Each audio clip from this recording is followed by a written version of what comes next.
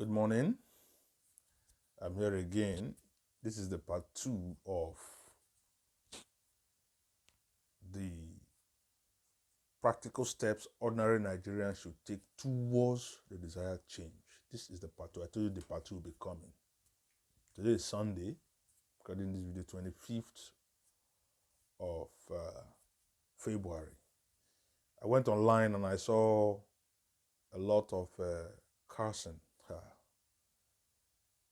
The obedience with additional courses on Yakubu Mahmood, the INEC chairman. It's a good one. It's a good one. I listened to Dele Faretimi, and he was explaining the essence of the course, which will help to direct the focus of average Nigerians to the people who caused the problem, so that they will not focus on one another. They will not focus on fellow victims or begin to tear one another apart. So that custom will enable people to look at the people who caused the problem, who are the real problem.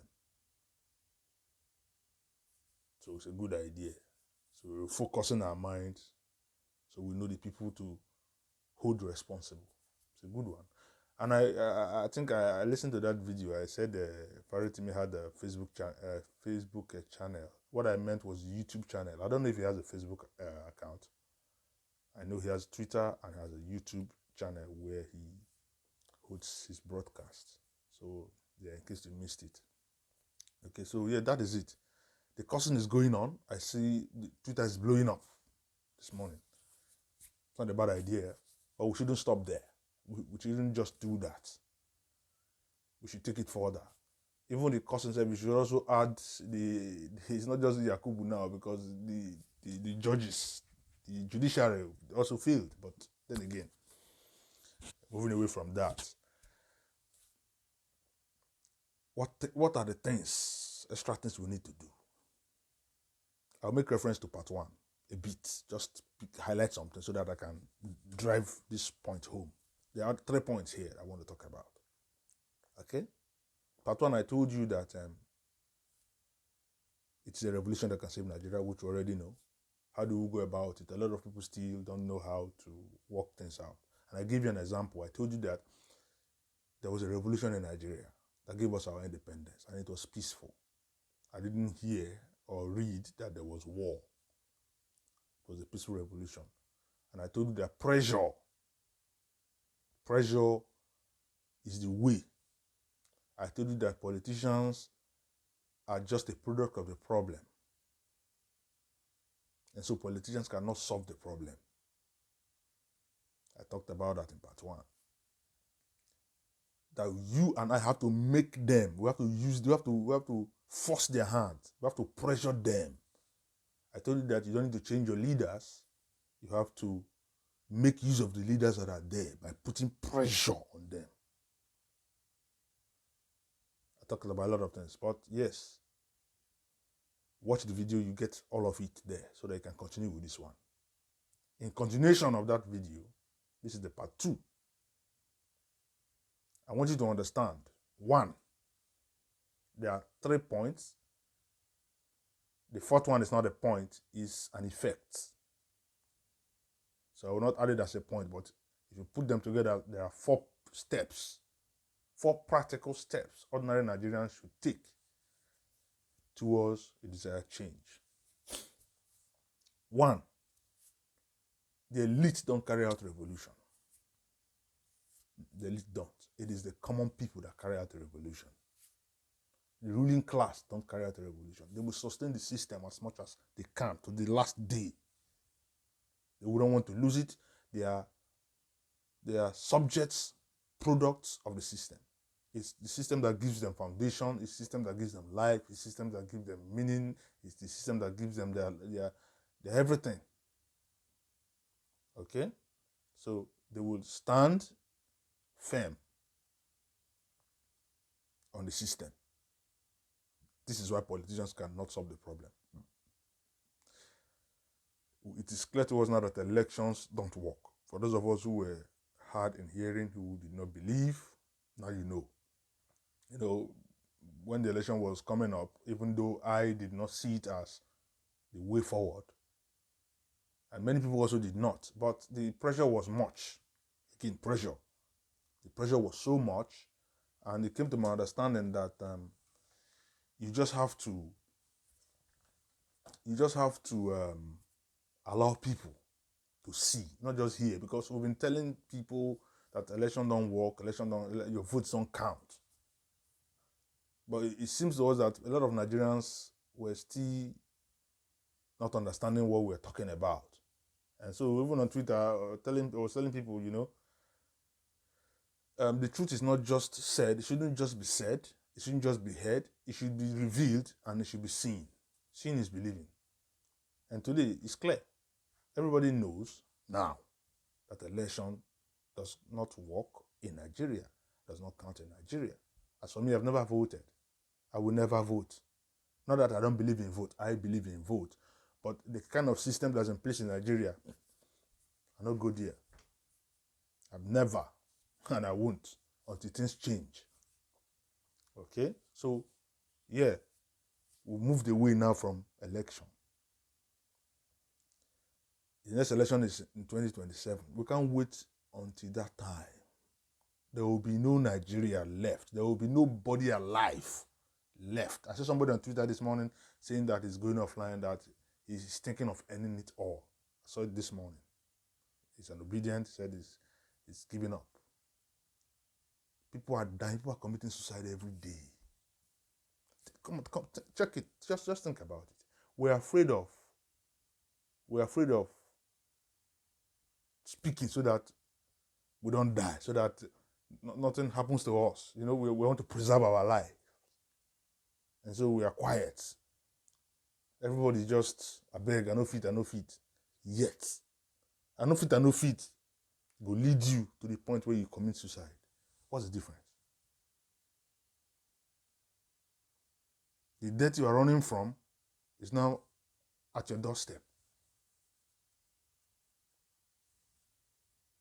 Is it not better you die trying, fighting, than standing there and waiting for the same death, which is inevitable, to come to you? Hunger is killing people. Even the ones you are seeing online are just a few. There are more happening behind the scene that you do not even know. And a lot of these things will happen frequently and more if we do not work on this. I saw that thing online. I was so touched, I was so heartbroken. A young man, and people are trying to rescue and say, let's get his details. How many people can you save like that? How many people? So yeah, these things are very important, and we need to wake up. I also told you in the first video that after watching the video, some people will say it is easy. I know it's not easy, but that death we are running from, see it before us. We no longer have a choice. A lot is hanging on our shoulders. Unfortunately or fortunately, I don't even know, it has fallen on our generation. We can't afford to be lazy. We can't afford to be carefree. It has fallen on us. We must. If we are weak, we ought to become strong. If we are faint, we ought to rise up. That is it. That responsibility has fallen on us. And millions of lives. Sometimes back home, I was at a vulcanizer's shop one day. I just sat down and I saw children, 6, 7 years, 5 to 7 years, they were coming back from school. I just looked at them. I almost wept. Something came to my mind. What future do these ones have? Young children, the crowd, about 20 to 30 of them, were going home. I think they were still in nursery, primary school. I looked at them. I just looked at them. I almost started shedding tears. What is their future? What is their fate? They're coming up now. By the time they finish high school, they can't even get into the university. By the time they graduate, no job. You see why it's our responsibility? So understand that, one, the elites don't carry out a revolution. It is the commoners that do that. Number two, we should know what we want. What do we really want? We should sit down and understand what we want. Let's stop following the wind or trend of things. Let's stop following things the way they go. Let's stop following the status quo. Let's understand and analyze these things and see what we want. I know that the obedient movement, the election, the voting campaign, all of that, the idea was get Obi there, use Obi to set the country in a way that, through restructuring and all of that, that will help the country balance. That was the route people were taking. But it's not workable because of the things that are in place. It's not workable. So, therefore, we have to take another route. And I told you that you do not have to wait to remove your leaders. We're trying to remove leaders by putting a good one to have the change we need. Okay? We've never been short of good leadership. We've never lacked the ability to select good leaders. We've just lacked, or we've just been, we're over time, we've only been denied the opportunity. We've only been denied our right to do that. That's the problem. Selection of Obi proved to us that we know what is good. We know good leadership. Okay? So that's not a problem. Selecting good leadership is not a problem. The problem now is the system. And the system will not allow you to do anything meaningful. Even if you have good leaders in the place, you cannot really do anything meaningful. Okay? So what do we want? We need to have a holistic view on that. And I draw reference to our founding fathers, people who fought for our independence. First, they understood what they wanted. It was clear to them, to everybody, that we wanted self-governance. They wanted self-governance. That was what everybody understood.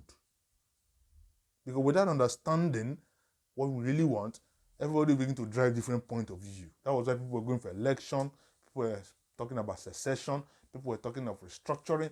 3 views are out there, and with 3 different schools of thought, with 3 different kind of groups. It's a divided house. We need to come together to decide what we really want. First, electing leaders now is out of the way. We cannot wait until 2027 for another election cycle. Election cycles we've been trying it over and over again, and it has never delivered. It has never delivered. So please, that one is out of it. What do we really want? I have spent time here, even when I should be doing other things, but yes, I'm concerned. I want my home to work. I want people to, even if they are traveling, they live in Nigeria, they are living because they want to, not because they don't have a choice, not because they are driven out. People are escaping. There's a difference between traveling out and escaping. Nigeria now are escaping people they do, which is not what we want. And when people escape, they don't have a choice. So we need to understand what we want. What do we want as Nigerians? As a collective, as a group. We get that, then we move forward from there. What we want is the kind of awareness that we promote. I told you about the elements of revolution in 2023 election, which started all the way from NSAS, got into 2022, the campaign, massive campaign that involved everybody, skit makers, content creators, celebrities, political analysts, everybody were involved, and the result was so impressive. You saw the number of people that registered, the highest unprecedented number, especially young people. Yes, they were disenfranchised during the election, but the registration showed that people were ready to pursue that goal. People understood that electing the right leaders was what they wanted, and PVC, getting the PVC and going out to vote was the means to get that. That was a clear understanding, even though it wasn't achieved, but you can see that understanding gave people, that knowledge of what we wanted, gave people a holistic and a collective, how do I say it, an approach, and people followed it. So at this time, moving away from election, what do we want? I say restructuring. That's what I think, and I know will solve this problem. I've done a video about the kind of restructuring that's going to work for Nigeria. I also add it to the description of this video. Okay, the kind of restructuring that will work for us. So if we know what we want, we need pressure groups. I am looking for a pressure group, a pressure organization to register. I'm looking for, if you know a good one, tell me. I want to join them. We can't sit down, fold our hands, and expect things to change. We can't continue to give excuses. We can't continue to say leadership, leaders. We need to rise up as a people. So I'm looking for an organization, not a political party. I don't want to join a political party. Okay? We need what? Pressure groups. Because this revolution of a thing is done through pressure.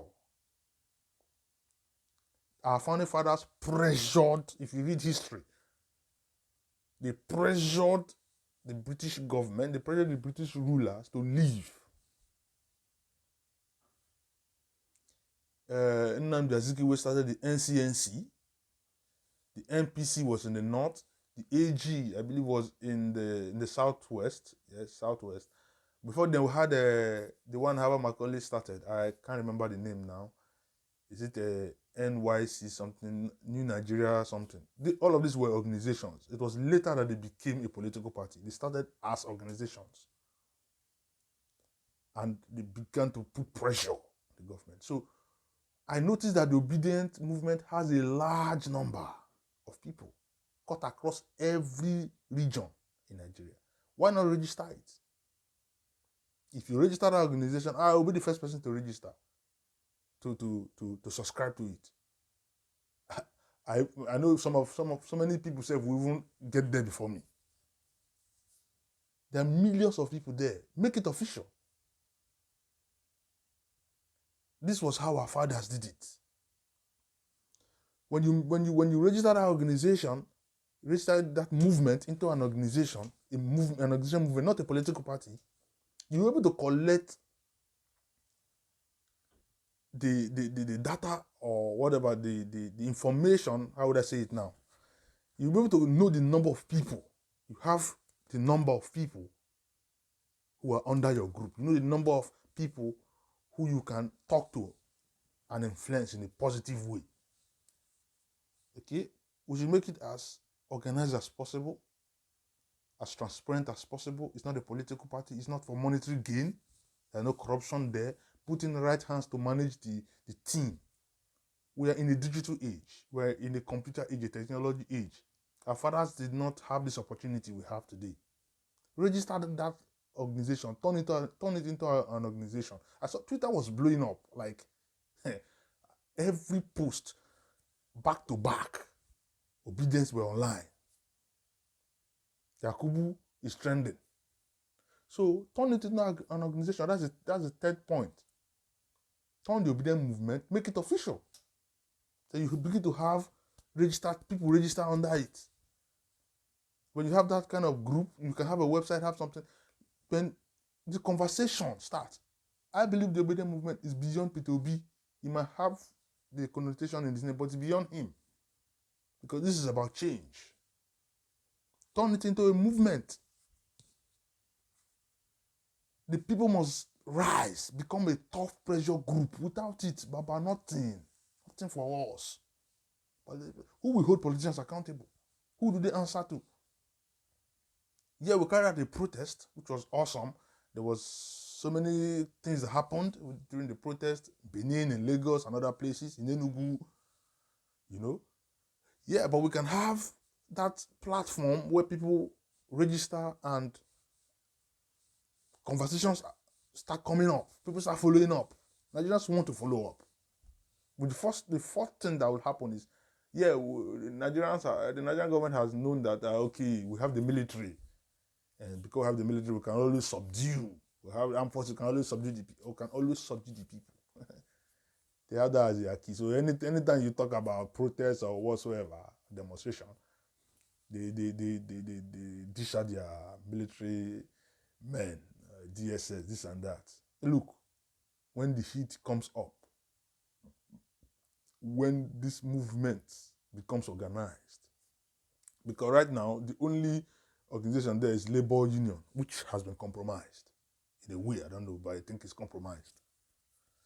But when you have an obedient movement, you have that. It becomes like another union or something, where every walk of life is there. You grow to a point where you set up a system reflecting what you want, reflecting or illustrating what Nigeria should become. It grew to a point whereby people subscribe to it, listen to what the group has to offer. It comes to a point where you begin to give instructions and people follow it. What the labor union could not achieve, obedient movement can achieve it. That was what the organizations, our fathers used. That was how they operated. They carried out strikes, shut down the country, everybody stay home. Easterners used a bit of it. We were mocking them, but that thing is effective.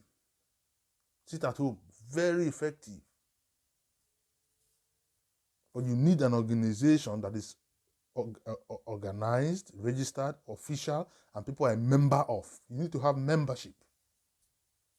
So yeah, that is the thing that you need to do, that we need to do. If Obedience should register that organization, I will be the first person to subscribe to it. We need more pressure groups in Nigeria. We can't leave it for politicians. Those guys will not do anything. And when the pressure becomes so overwhelming, even the military will join the movement. The officials will join the movement. You get who know they suffer. Everybody's suffering. I saw a video of a military man who said he was going home. The transport fare to and fro from his home is more than his salary. He had to go back to the bush. I heard he was locked up now because of that video he did. Is that fair? Do you know how many people they've dismissed? Do you know how many people in the military who they've killed, dismissed, that you and I do not know? So please and please, this is the point I am making. Let's not be afraid of the armed forces. They will join when the pressure becomes heated up. There are other ways. It's not just protest alone. You can use strikes as well. You can use sit at homes as well. So that's my point. These are the 3 points, and you see that the effect of these things will begin to manifest, begin to lead us into a new paradigm, a new journey, a new phase. Politicians are not the ones that change the country. The ruling class do not. It is the commoners that do. History will show you that all over the world. It is the commoners. When they rise up, things will change. If you start this movement, and it becomes large, we'll begin to pressure, we'll begin to have this conversation of what we want, understanding what we want,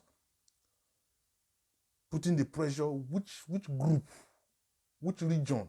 They say Northerners don't agree, politicians don't agree. How? Where?